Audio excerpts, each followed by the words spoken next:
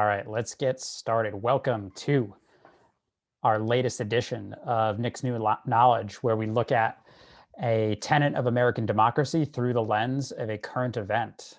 Tonight, we are going to be talking about the history of voting in the US, including the Voting Rights Act, and how it relates to Georgia's new voting legislation. All right, so to get us started, we are going to talk a little bit about the history of voting rights in the US. And that's because we want to make sure we place this Georgia voting law in the context of the greater history of voting rights in America. We're going to talk about the timeline here. We're going to specifically talk about the Voting Rights Act, what that was, and then how that law was changed by a recent Supreme Court case, and then how the Georgia law fits in. So after each slide, I'll pause to see if anybody has any questions on this, because I know it's not obvious, especially if you have never taken American government class before. So let's start all the way back at the beginning, the founding of the country and the Constitution, 1789. What did the Constitution say about voting rights? Well, it actually didn't say anything. It left it up to the states. And since the 10th Amendment says any rights not given in the Constitution are reserved to the states, then states were free to decide who got to vote.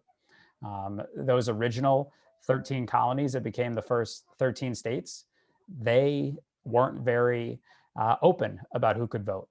They decided that they were just going to allow white male landowners to vote, which was the people that wrote the Constitution. So not a lot of voting rights at the founding of the country. In 1870 is when things changed. This was at the end of the Civil War.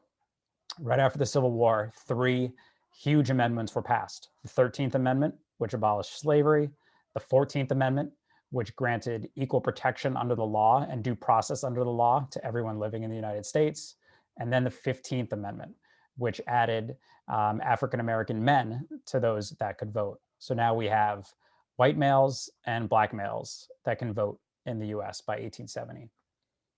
50 years later, women get the right to vote. Now, that movement for women's voting rights took almost 70 years. It was launched in the 1840s. If you've ever heard of the Seneca Falls Convention in 1848, or a woman named Sojourner Truth, then you know that it was a long time coming that women got the right to vote. Finally, they get it with the 19th Amendment in 1920.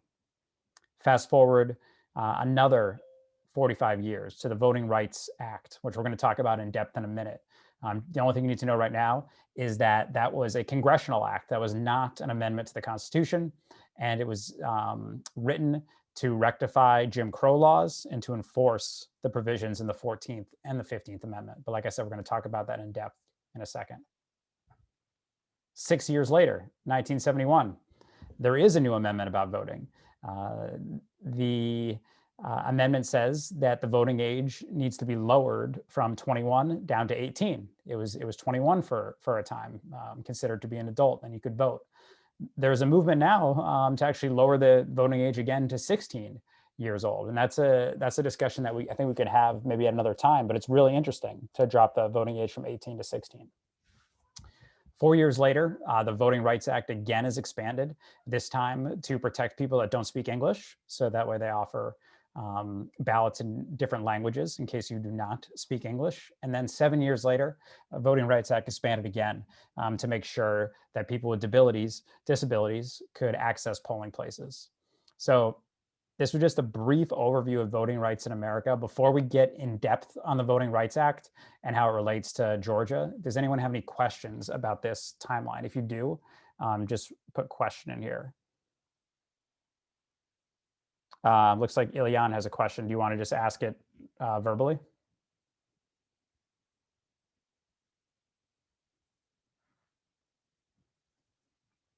Okay, so the question was, what can we do, the people who live in Georgia like me, to solving this voting problem? Okay, we're going to talk about Georgia afterwards, but I promise we'll talk more about Georgia. Any questions about this? Okay, let's move on. So, why did Congress need to pass a Voting Rights Act in the first place in 1965? Why wasn't there another congressional amendment? Why wasn't there another constitutional amendment? Why was this an act of Congress? Well, the 14th and 15th Amendments specifically stated that Congress had the right to enforce those. So that's what they were doing in 1965. And they felt like they needed to do this because states, many of the former Confederate states, had passed what were called Jim Crow laws after the Civil War. The most common of these laws made it harder to vote by requiring a poll tax, which is simply just charging someone for a ballot in order to vote, or a literacy test, which was designed to try to say that we wanted people who were literate voting. We didn't want to allow people who were illiterate to vote. Those were the theories behind this. And a lot of times these were enforced unequally. And that's where this grandfather clause came into play. The grandfather clause said that if your grandfather had voted previously, which usually meant you had to have been white, because no one before 1870 who was black could have voted. Those grandfather clauses said if your grandfather had voted in the past, you were exempt from the poll tax or the literacy test. That obviously made these laws be applied unequally. So it's important to note that on their face, these laws were actually very neutral, right? They applied to everybody. But in their application, how they were actually applied to people is how they discriminated. And that's why Congress needed to act. Now, another important thing to remember is that Jim Crow laws were not just about voting, right? These laws were in addition to segregated schools, hotels, restaurants, bathrooms, water fountains, et cetera, that were going on in the country. So it wasn't just voting. We're talking about voting tonight, but it's important to keep in mind that pre-1965, that this was going on in many parts of the country. Any questions about why Congress needed to pass the Voting Rights Act in 1965? Okay. So I wanted to show you what a literacy test looked like, because a lot of people might say, oh, that's no big deal. Like I've made it to high school. I'm literate. Why shouldn't we have a literacy test? Well, here's an example from the state of Louisiana before the Voting Rights Act. It seems straightforward, right? It says literacy test. This test is given to anyone who cannot prove a 5th grade education. Directions say, do what you were told to do in each statement, nothing more, nothing less. Be careful, as one wrong answer denotes failure of the test. You have 10 minutes to complete this test. So we're gonna have to do 13 questions in 10 minutes. So that's less than a minute per question. And if we get one wrong, one of these questions wrong, we cannot vote. Some of these might seem like easy questions, and you might say, oh, that's not too bad. I should be able to take this test. But then look down here. Number 10, for example. In the first circle below, write the last letter of the first word beginning with L. Now right away, that's kind of confusing. I would need definitely more than a minute to try to do that one. How about number 12? Draw a line from circle 2 to circle 5 that will pass below circle 2 and above circle 4. Again, maybe you could figure it out, but that would take a little bit of time. Or even, let's go back to number 4. Draw a line around the shortest word in this line. You'd say, oh, I would just draw a line around A. Well, how do you draw a line around something? If you drew a straight line, the person scoring this test might say, oh, you didn't do that right. You didn't draw it around. If you draw a circle, they might say, oh, you didn't draw a line. And so that's how these literacy tests were applied unequally. You can imagine that if you were a Black American at this time and the person giving you this test didn't want you to vote, they could find a way to have you fail the literacy test. And if you were perhaps a white American whose grandfather had voted before, you would be exempt from this test. You wouldn't have to do it. So this stuff was very real. And I think sometimes we talk about literacy tests and we don't really think about what they actually looked like in person and how kind of unfair they were. But this is what they look like. If we were to do something like this today, I guarantee you it would be very, very hard to pass, and it would be applied very unequally. Any questions about this literacy test?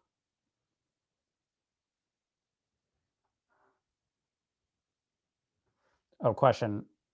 Why these literary tests given to everybody, or just certain people, or all illiterate people? So they were technically supposed to be given to everyone. That was the law that the state passed. You had to prove your literacy unless you could show you already had a fifth grade education. But again, they were not applied equally because whoever was scoring the test could use their own judgment. Okay. So this is why a Voting Rights Act was necessary, right? Was to combat these problems that former Confederate states had with their voting procedures. And so the Voting Rights Act of 1965, it prohibited racial discrimination in voting procedures, and it was meant to ensure the 14th and 15th Amendments are followed. The key provision in the Voting Rights Act was Section 5 of the Act. It required what they called pre-clearance by the federal government before any state with a history of racial discrimination could change their voting laws. So, for example, we were talking about Louisiana that had a history of racial discrimination because of these literacy tests. And so if Louisiana wanted to change voter registration laws in their state, they first would need approval from the Attorney General of the US or the US District Court for DC. The purpose of that was that if the state had to first get approval, then they wouldn't be able to put a literacy test in. So the federal government was saying, we have the right to ensure that the 14th and 15th Amendments are enforced. And so we're going to require you to come to us first if you want to change anything about your voting laws. Now, it's important to note that this legislation was not controversial at the time. It took many, many years to get this passed, and there was a lot of pushback by people who didn't want to pass. But within Congress itself, once they took the vote on this, it was not particularly close. It was a bipartisan bill. It passed 79-18 in the Senate, a supermajority, and 328-74 in the House, another supermajority. And you might think that Congress at the time maybe was overly Democratic, but it wasn't. It was fairly split evenly. The president at the time was a Southern Democrat, Lyndon Johnson, from the state of Texas. And it was because of him and because of Martin Luther King Jr. and because of the late Congressman John Lewis that this law was able to become passed. If any of you have seen the movie Selma, that's what that movie is about. It's about the fight for the Voting Rights Act. And the march that took place over the Edmund Pettus Bridge on the way to Montgomery, Alabama, was to fight for this Voting Rights Act to get passed. And it was because of that that eventually LBJ and Congress passed the Voting Rights Act. Any questions about the Voting Rights Act? Okay. So recently, a big portion of the Voting Rights Act was deemed not unconstitutional, but it was deemed not unnecessary anymore. And so in a Supreme Court case called Shelby County v. Holder in 2013, the Supreme Court effectively repealed that Section 5 of the Voting Rights Act, the pre-clearance provision. The Chief Justice, Justice John Roberts, he wrote the majority opinion. It was a 5-4 decision, so very, very split. Justice Roberts said that the constraints of the Voting Rights Act were no longer necessary, that made sense in the 1960s and the 1970s, but no longer did those restrictions on those states make any sense. In her dissent, the late Justice Ginsburg famously said that throwing away the pre-clearance requirement when it worked and continued to work to fight discriminatory changes is like throwing away your umbrella in a rainstorm because you are not getting wet. Usually don't see that kind of vivid language in Supreme Court opinions, but you could tell that she was very upset by this decision and decided to use this analogy. So what's the effect of it? Since 2013, states are now free to change their voting laws without any pre-clearance from the federal government. So even a state like Louisiana that potentially had a history of racial discrimination in voting, they are free to do what they want with their voting laws. Okay, so that brings us today. That decision was in 2013. So now we're in 2021, and Georgia can do what they want with their voting laws based on that Supreme Court decision. Just want to make sure there's no questions before I go on to Georgia. Any questions about Voting Rights Act, history of voting? Yeah, I see a hand up. Go ahead. So, what did Shelby County go to court for this? Like, what made them decide to like take this to court? Yeah, so they were challenging that provision in the Voting Rights Act because they wanted to change their voting laws in Shelby County, and the person who gives them approval for that was the U.S. Attorney General, who at the time was Eric Holder. So that's why it's called Shelby County v. Holder. You might remember Eric Holder. He was a pretty prominent figure in the Obama administration. He was the Attorney General for a while, and so that's why the case is Shelby County v. Holder. Good question.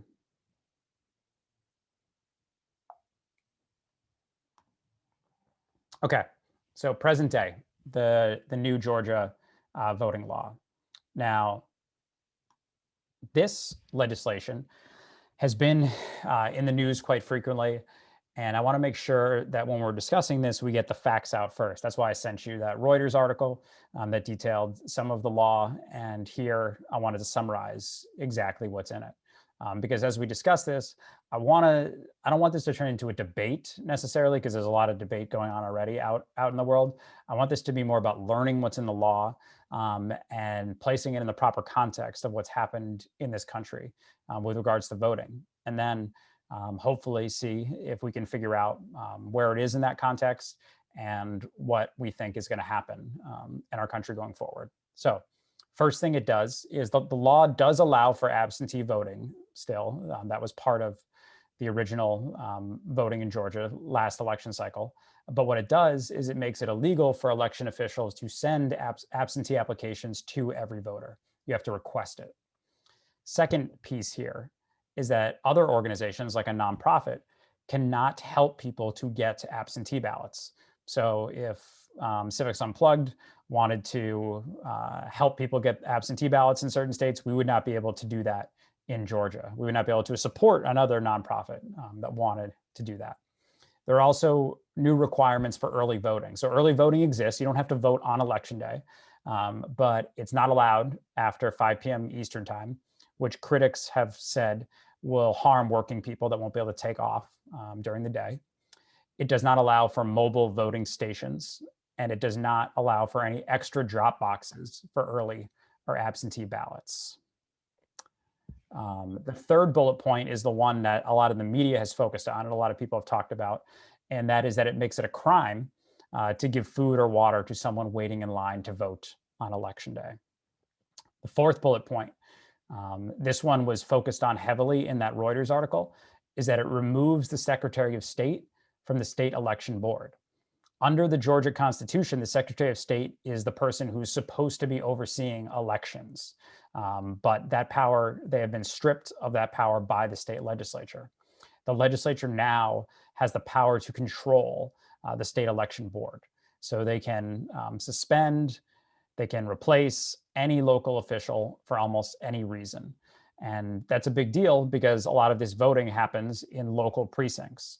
And as the Reuters article pointed out, there are people on both sides, Democrats and Republicans, who don't think that the board should be able to remove local election officials. Okay. So let's talk about this law. Any questions first about the actual mechanics of what's in the law? Okay. I have a question. Yeah, oh, you have a question? Yeah, go ahead. I'm just trying to understand the other viewpoint of this. Why would they say that other organizations cannot help get absentee ballots? Like, what's wrong about that in their viewpoint? Yeah, so the argument is to ensure the security of the election, that they only want absentee ballots to come from one source, and they don't want organizations to be potentially meddling with that. So it's an election security argument, is the argument that they're making.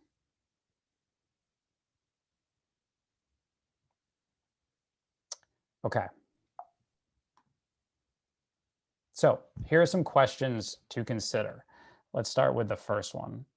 So based on the Reuters article that I sent out, why are some local Georgia officials, including conservatives, not just Democrats, why are they concerned about this law? And even if you didn't read the article necessarily, why do you think local officials might be concerned about this law? For its potential to alter their elections. Yes, that's one reason. Yeah, go ahead. Because it has the ability to majorly affect minority communities. Yes. I think it's because they can remove any local election official. So I think that's the main reason.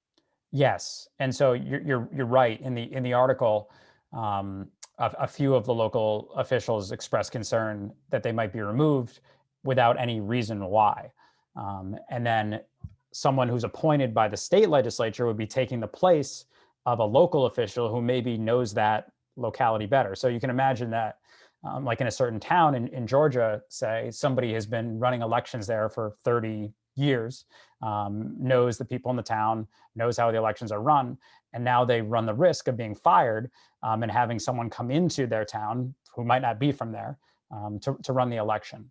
And so that's a really big concern of local officials. Great. Okay. Question 2. Do you think this new law is discriminatory on its face? Does this law discriminate on its face? Meaning, does it distinguish between people in the law? Well, no, not on face. Like not by on face, you mean like directly through? Then no. Correct. Yes, you're 100% right. It is not discriminatory on its face, and that's the same thing with even the Jim Crow laws, right? They were not discriminatory on its face. Now, the big question is, and this is what people are arguing about and have been arguing about for a while and will continue to argue about, is do you think this new law will be discriminatory in its impact?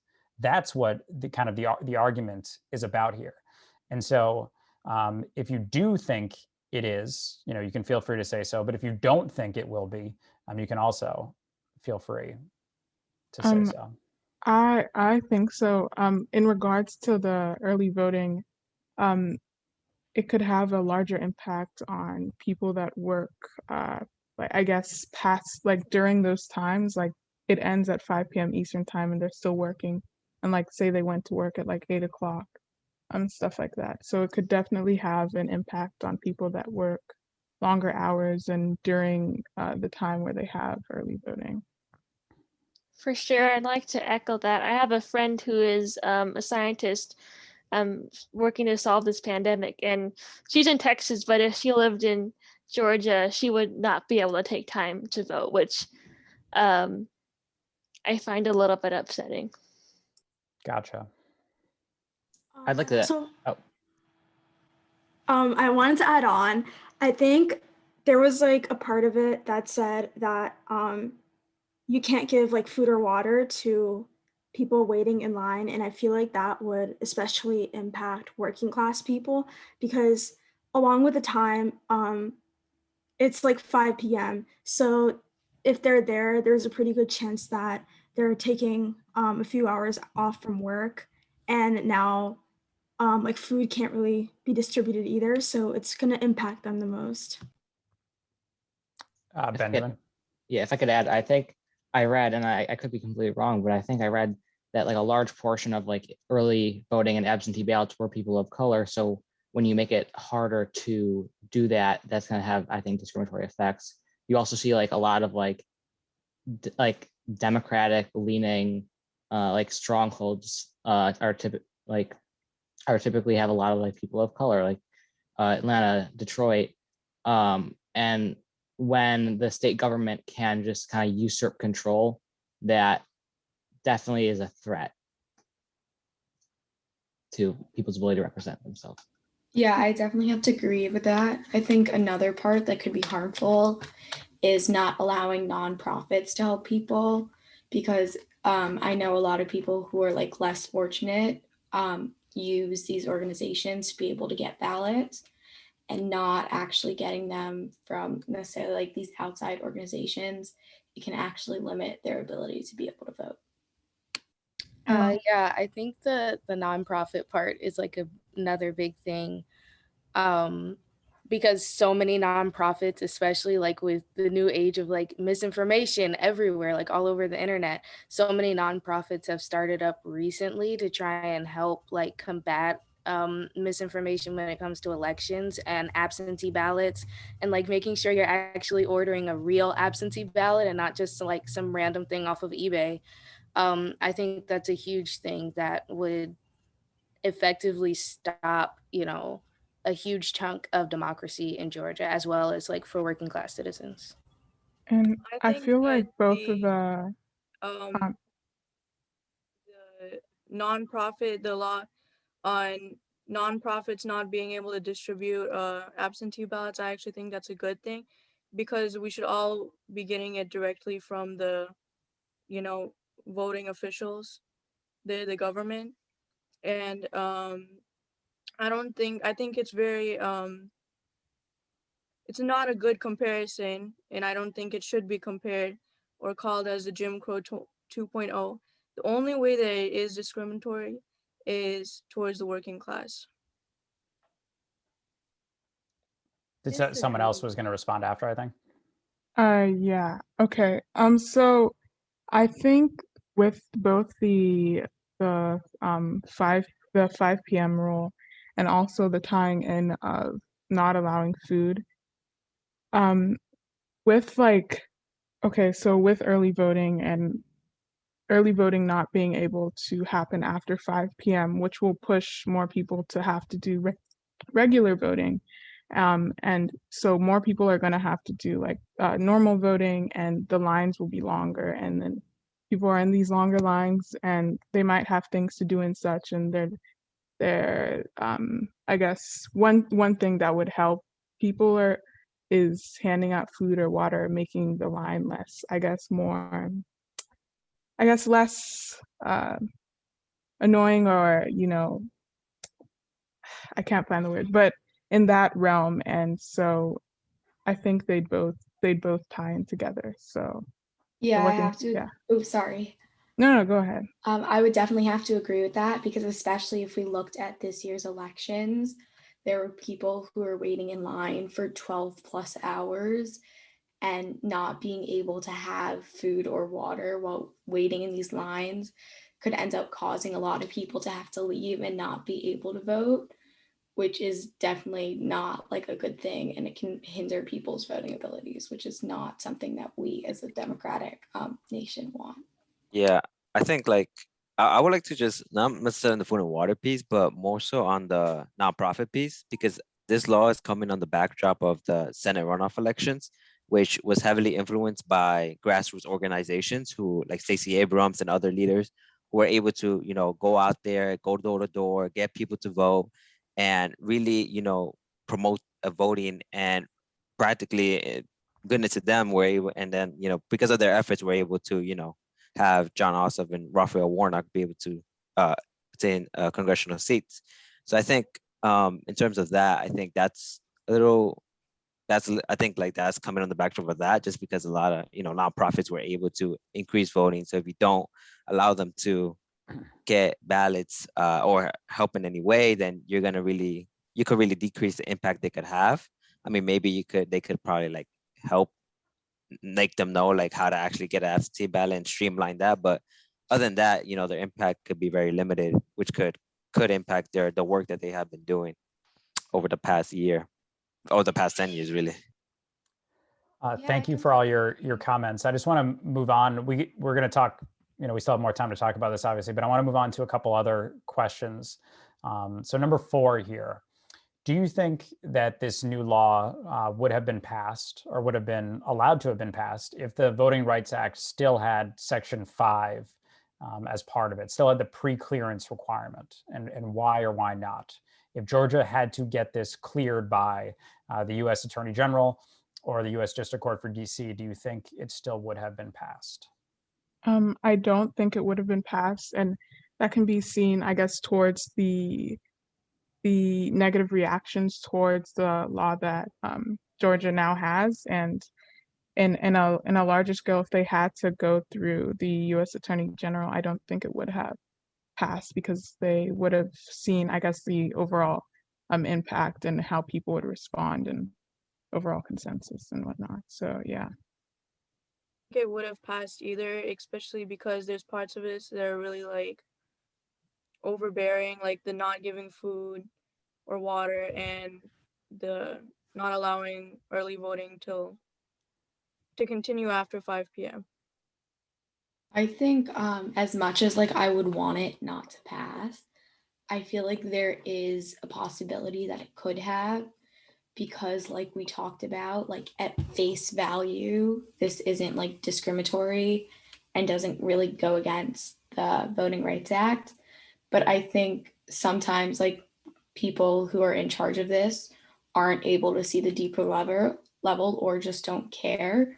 So I think despite like I don't think it should be passed, I think there could have been a chance of it still being passed. So that's a really interesting point. There is how do you prove discriminatory impact before the actual discrimination takes place, so the impact takes place? It's really hard to do that until you've seen an election, right?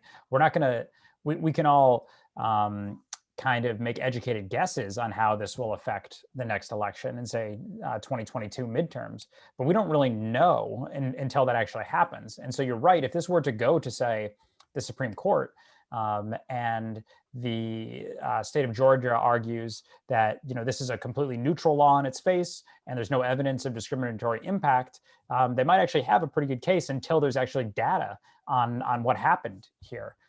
So that's a really interesting point you bring up. Okay, number 5. Do you think more states will adopt similar laws? After seeing Georgia do this, do you think other states will follow suit here? I don't think that would happen because maybe I think there's definitely a possibility that there will be laws restricting absentee ballots and security basically of the drop boxes also. And maybe expanding early voting too. I think it could be adopted in other states. What happened in Georgia was powerful change, and I think that there may be some fear of that kind of change in other states with like similar populations, and so I think that it could really be a possibility. Now, one piece we didn't talk about yet is parts of corporate America pulling out of Georgia as a result of this being passed. And I don't want to get into too much about the back and forth with that, but do you think that'll have an impact on other states adopting similar laws? If they sense that there might be an economic impact in their state if they were to try to do this? Yeah. Oh, sorry, go ahead. Yeah, I think it would have an impact because a lot of things in terms of like the effect that corporations have are very money based and economic based, and so states are going to look at it as, okay, do we want these sports things such as like MLB and stuff like pulling out from our states and hosting conferences or whatever. And so in that standpoint, I think they wouldn't, because they wouldn't want the negative effects that come with that. So yeah. Yeah, I kind of have to agree, because although this could have been like a gateway to other states with like kind of similar values, seeing that it's possible for this law to be passed, that this kind of gives them a gateway or an opening to do so like similarly. But I think the entire economic factor plays in, and it could end up like, I'm sure there would be some states that may continue to pass similar laws. But I think the economic factor is definitely going to weigh in, and it's going to change some opinions on a law like this. Okay, so think. Oh, go ahead. I think that I could definitely see something like this in Texas happening, and I don't think that our elected officials would, I don't think that they would put the economic of the games happening. I don't think they would actually care about that, because anyways they all already see it as a foolish idea, especially our governor. He said it, um, to withdraw our games, MLB games, just because of a law that's in a state. Okay. Thank you, everybody, for these comments. I want to broaden the discussion a little bit and move away from just Georgia for a minute and think about election laws in general, because who gets to set these election laws is very, very important. Obviously, our democracy kind of depends on it. And so I want to pose the question to you about who you think should be responsible for setting election laws. Should every state be allowed to do this individually and kind of set their own rules for how elections happen? Or should we have more uniform standards for how our elections are? Should we nationalize them? Should we have the federal government making sure that voting is the same in all parts of the country? What do we think about that? I think elections should be more uniform. Just that way, throughout the country, there aren't like discrepancies between states, and the elections within them are basically like the way they work are the same. Yeah, I think voter laws should be federally mandated, because like just considering the history of our country in specific, like we fought an entire civil war against each other and certain states against other states, for all their different reasons. Um and in order to prevent that type of huge faction again that might result, in other discriminatory laws like Jim Crow laws or other practices in some states, and freer practices and more equal practices in other states, it should be more streamlined and federally mandated. I agree. I wanted to add on one little thing, because I agree with that, like everything that was just said by the past two people. But I also want to add that like with like gerrymandering on this like a massive scale on the state level, I think it's even more important that we have at the federal level, because I feel like the state levels are a lot of the legislatures aren't really representing their constituents or the people who in their state accurately, because of like widespread gerrymandering. So especially with that running rampant, I think it's even more important that the federal government deals more with election laws. Yeah, and I think the question then becomes who gets to draw those congressional district lines, right? I think both parties have gerrymandered their states when they're in control of their state legislatures. The solution a lot of people put forth is to allow independent people to draw those districts, and if you then allow the federal government to do that, it's an interesting proposal. Some people might say that that's like would be too big of a federal overreach. Others would say this is what's going to be necessary in order to make it an even playing field. I think we definitely should have some laws about not changing the congressional districts because of gerrymandering. But I think that the federal government should stay out of our state matters. Because this is one of the rights that we have as of now, and there actually is differences in each state, like just the way that the districts work even. Yeah, I think just like local officials in Georgia are upset that state officials could replace them, the same concern could be held about the federal government doing the same thing. No one knows those localities better than the people on the ground.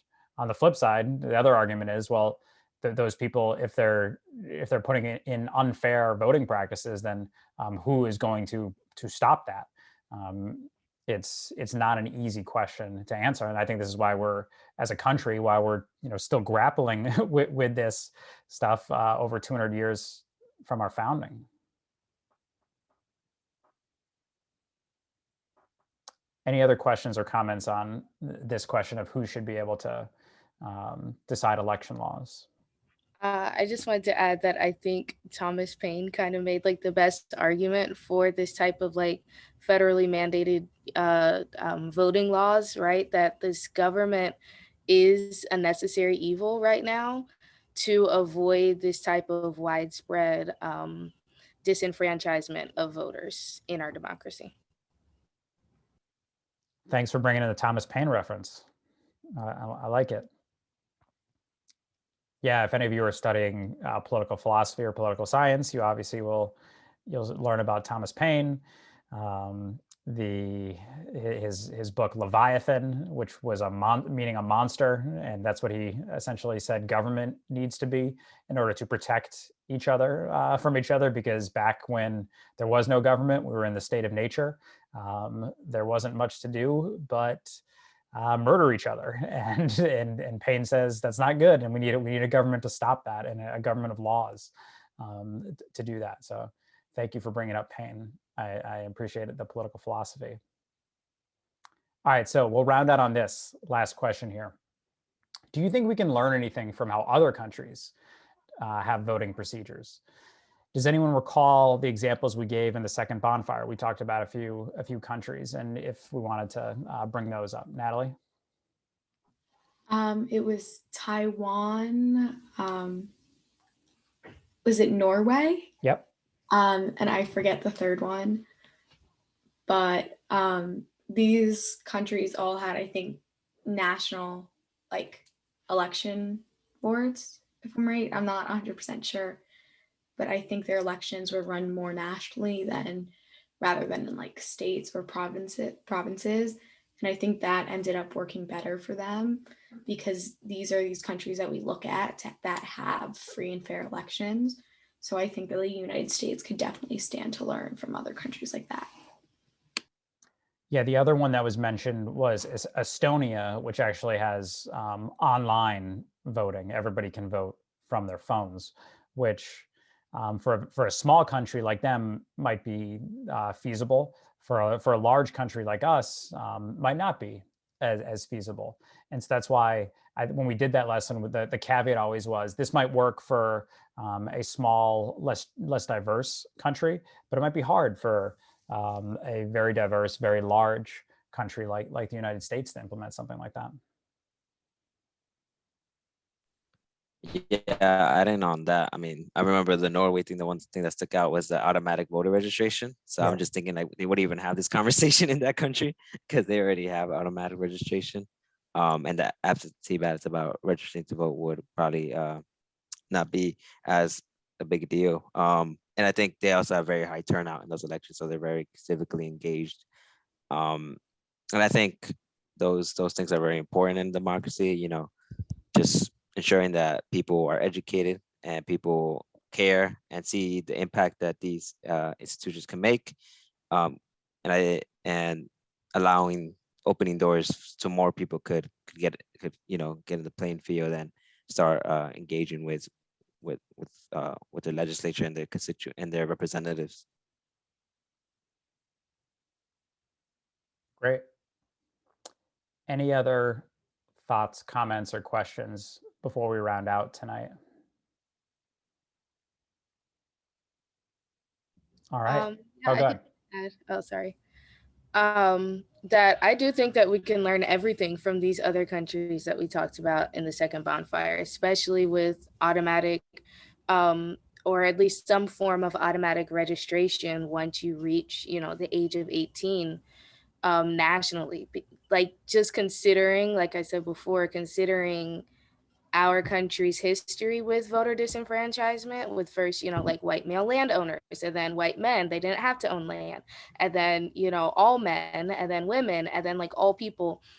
And there were so many gaps, and there was so much time in between all of those progressions and all of those movements towards equality across the board for voter registration, that I think we need to really start looking outside the box for ways to make the vote more equitable across every state in our country.